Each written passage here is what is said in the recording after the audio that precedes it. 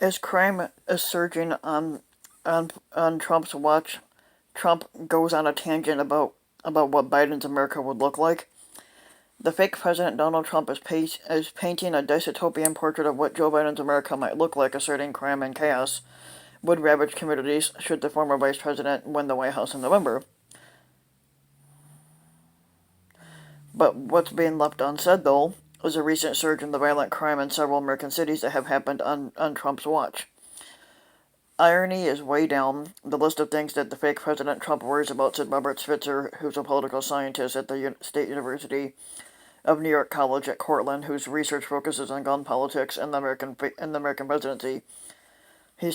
Trump is turning to the old playbook, appeal to the fears of Americans and then associate those fears with the Democratic Party, especially his political rival Joe Biden. Trump's attempt to cast Biden in that light follows a pattern seen throughout his fake presidency, where he attempts to shift responsibility often to a former President Barack Obama, even more than 3 years after taking office.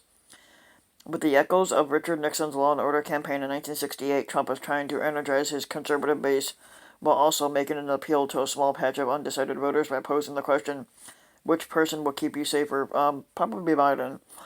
By leaning hard on select scenes of violence, Trump is banking on that unrest continuing. But the protests could wane. Violent crime around the U.S. has been on a downward trajectory for the better part of the last 3 decades. Lene Erickson, who's a senior vice president for the social policy and politics at the center-left think tank Third Way, said that Trump's attempt to use the Nixon playbook and tap into anxieties about crime is an odd given that, unlike Nixon in 1968, Trump is already in the White House, which he shouldn't be.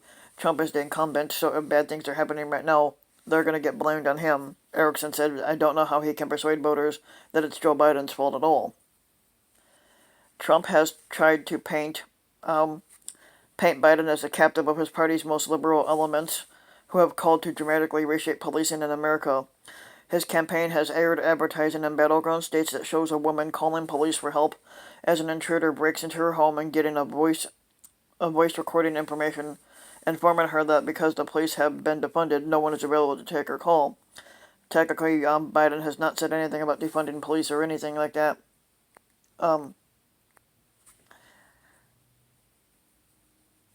The fake Republican president recently tweeted a warning to suburban housewives of America that Biden will destroy your neighborhood and your American dream, which is technically what you did.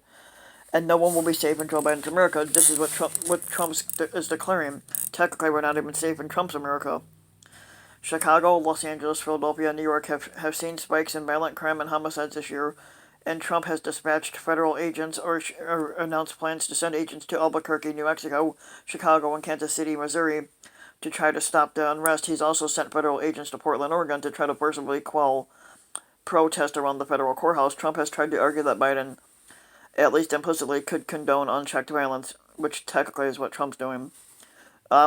Last week, Trump said he'd like to flood Chicago, which has seen a 51% increase in homicides and a 47% increase in shootings compared to the same time last year, with 50,000 or 75,000 people dead, and solve it like you wouldn't believe. But Trump said he wouldn't do it because of a lack of cooperation from the city's leadership. Mayor Lori Lightfoot said that Trump, despite his tough talk, has shown little interest in addressing a central issue driving the violence in the city. About 60% of the firearms recovered in crimes committed in Chicago were originally purchased outside of Illinois. We need you, as a fake president, to take a leadership role in enacting meaningful and common sense gun legislation, which we know Trump would never show leadership anyway. So which Lori Lightfoot has said that he has refused to do.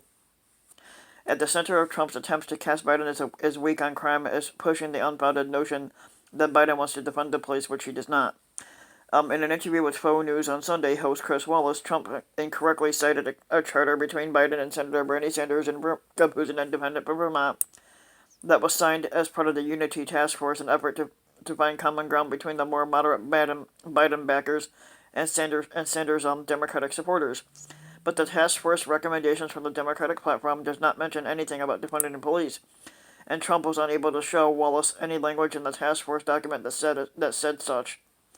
Still, the Trump campaign spokesperson Hogan Gidley hammered on the point during a Monday call to update grassroots activities on strategy. He has consistently been silent in the midst of communities devolving into lawlessness. Gidley said of the former vice president, the only time he does pop up out of his hidey hole is he says we're going to defund the police, which is not what he said.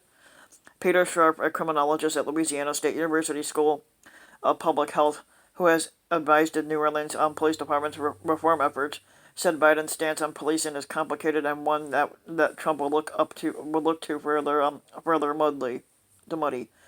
Biden, as a senator, played a key role in writing the 1994 crime bill, which is tough on crime legislation that critics say fueled mass incarceration. During the primary election, the fellow Democrats repeatedly criticized Biden over this bill. His criminal justice proposal reverses some key provisions of the crime bill. He has also apologized for supporting some policies in the 1990s that he recognizes were harmful, such as sentencing disparities between crack and powder cocaine. While Biden does not support defunding police departments, the push in some of the Democratic-leaning big cities to drastically overhaul police budgets could put him in a difficult position, Sharp said. The majority of Seattle's nonpartisan city council, for example, has publicly embraced calls to cut the city's 2021 police budget by half. That makes it crucial for Biden because it becomes more proactive in laying out his vision for a reinvention of the modern police force to prevent Trump's anti-police jabs from sticking, Sharp said. You don't want this to turn into your Willie Horton moment, said Sharp, referring to the George H.W. Bush's 1988 campaign effort to tie Democratic Governor Michael Dukakis to a convict who raped a woman during a weekend furlough. If he's not proactive, Trump could turn this into Biden's Achilles heel.